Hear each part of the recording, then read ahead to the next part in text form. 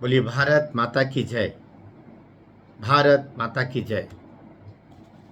बंधुओं, आज भारत माता के अमर सपूत डॉक्टर श्यामा प्रसाद मुखर्जी जी का बलिदान दिवस है, 23 जून।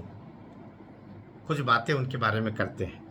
साथ ही इस देश के प्रधान सेवक श्रद्धेय नरेंद्र मोदी जी, हमारे प्रधानमंत्री जी, उनके द्वारा किस प्रकार से श्यामा प्रसाद जी मुखर्जी के सपनों को पूर्ण करने का अहरनिश कार्य किया जा रहा है, साधना की जा रही है, सफलताएं प्राप्त हुई है, उन पर भी थोड़ी सी चर्चा करेंगे।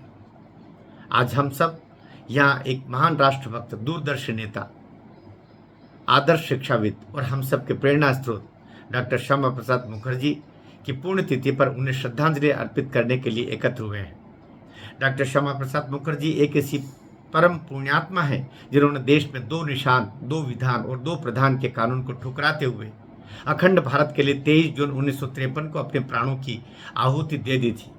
23 जून को न केवल डॉक्टर श्यामा प्रसाद मुखर्जी की पुण्यतिथि के रूप में मनाया जाता है, बल्कि संविधान से अनुच्छेद 370 को हटाने के संकल्प दिवस के रूप में भी मनाया जाता है। डॉक्टर श्यामा प्रसाद मुखर्जी का जन्म 6 जुलाई 1901 को कलकत्ता के एक धर्मनिष्ठ, न्यायप्रिय और देशभक्त बंगाली परिवार में हुआ था, जिनका नाम पूरे देश में प्रसिद्ध था। धर्म और संस्कृति के प्रति आदर और राष्ट्रवाद की प्रेरणा उन्हें अपने माता पिता से विरासत में मिली थी। डॉक्टर श्यामा प्रसाद मुखर्जी का राष्ट्रवाद सांस्कृतिक राष्ट्रवाद की अवधारणा पर आधारित था। वे मानते थे कि भारत केवल एक राजनीतिक सत्ता नहीं, बल्कि एक सांस्कृतिक इकाई है जिसकी आत्मा सनातन भारतीय परंपराओं में निहित है।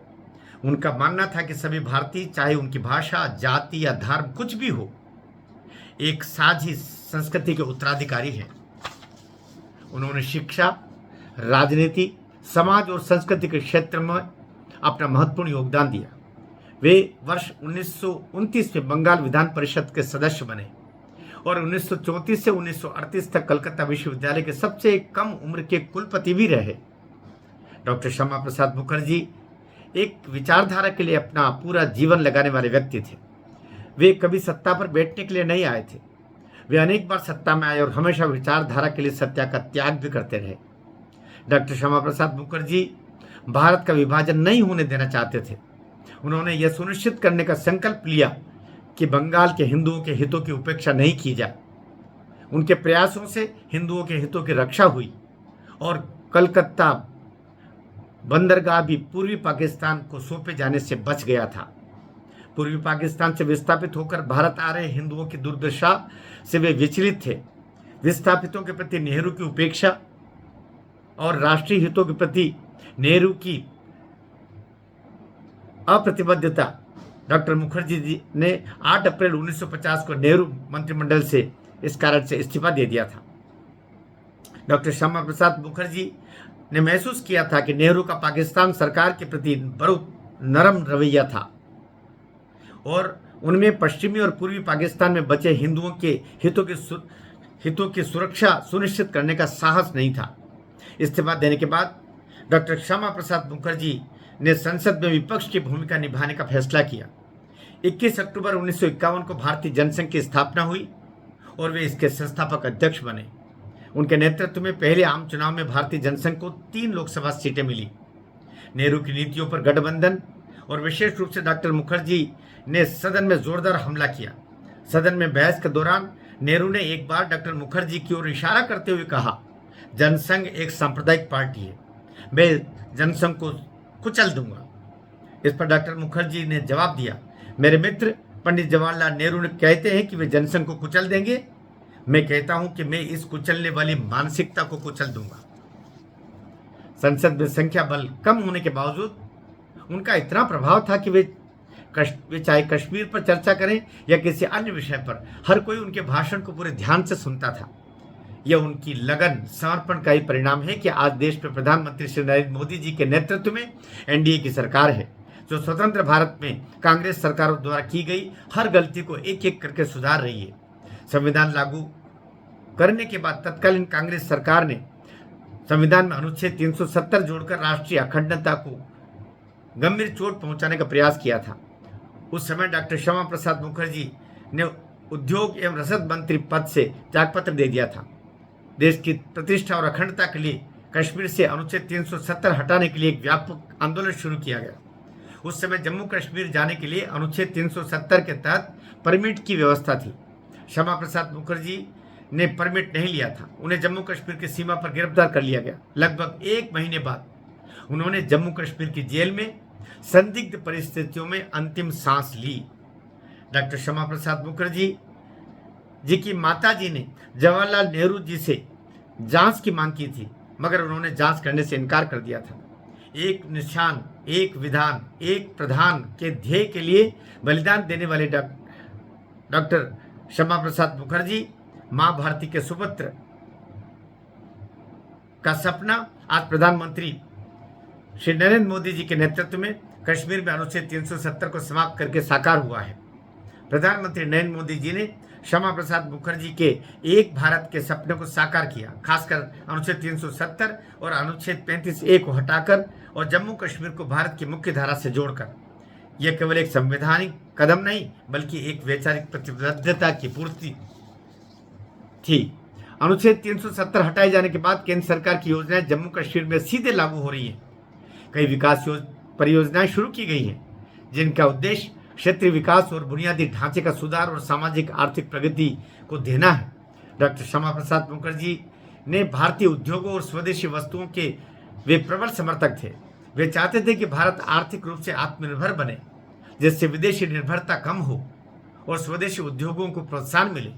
डॉक्टर मुखर्जी के दिखाए रास्ते पर चलते हुए प्रधानमंत्री श्रद्धेय नरेंद्र मोदी जी ने स्वदेशी वस्तुओं के विनिर्माण को बढ़ावा देने के लिए मेक इन इंडिया जैसी पहल की नींव रखी।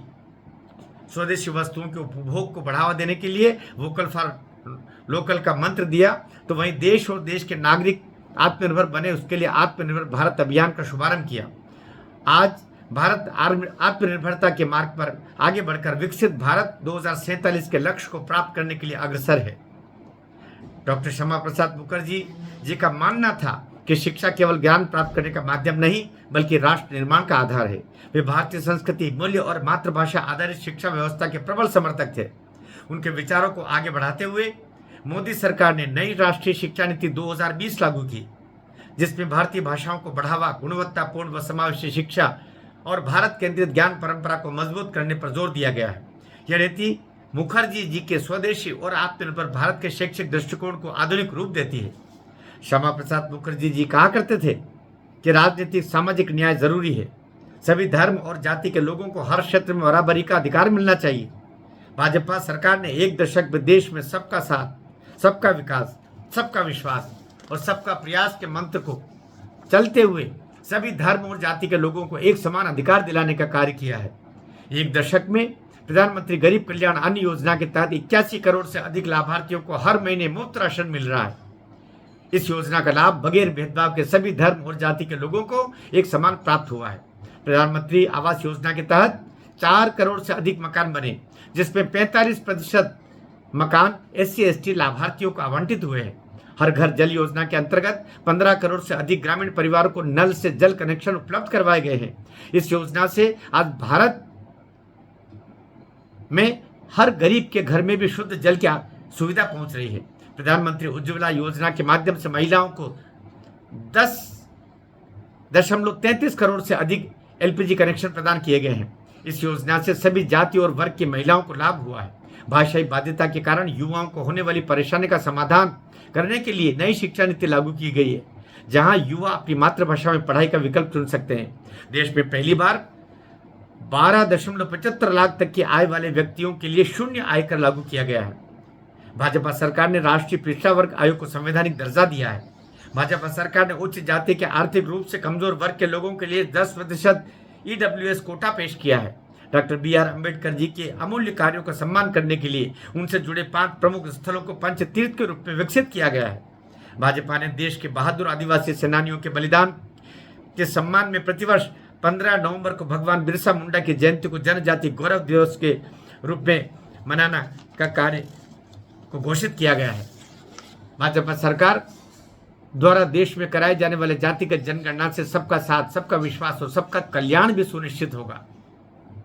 आज हम उन्हें स्मरण करते हैं तो यह केवल एक श्रद्धांजलि नहीं, बल्कि यह हमारे उस संकल्प का नवीनीकरण भी है कि हम भारत की एकता, अखंडता और समर्पित राष्ट्र के मार्ग पर चलते रहेंगे। उनका जीवन में सिखाता है कि विचारों में दृढ़ता, देशभक्ति की भावना और सच्चाई के लिए संघर्ष करना ही सच्चा नेतृत्व होता है। आइए हम सब मिलकर डॉक्टर श्यामा प्रसाद मुखर्जी जी को श्रद्धांजलि अर्पित करें और उनके आदर्शों को अपने जीवन में उतारने का संकल्प लें। डॉक्टर श्यामा प्रसाद मुखर्जी जी के बारे में पूरा देश जानता है कि वो जिए देश के लिए, मरे देश के लिए और अमर हो गए देश के लिए। इसलिए आप हम सब लोग, करोड़ों करोड़ों लोग एक साथ एक स्वर में बोलते हैं, जहाँ हुए बलिदान मुखर्जी वो कश्मीर हमारा है। भारत माता की जय। वंदे मातरम।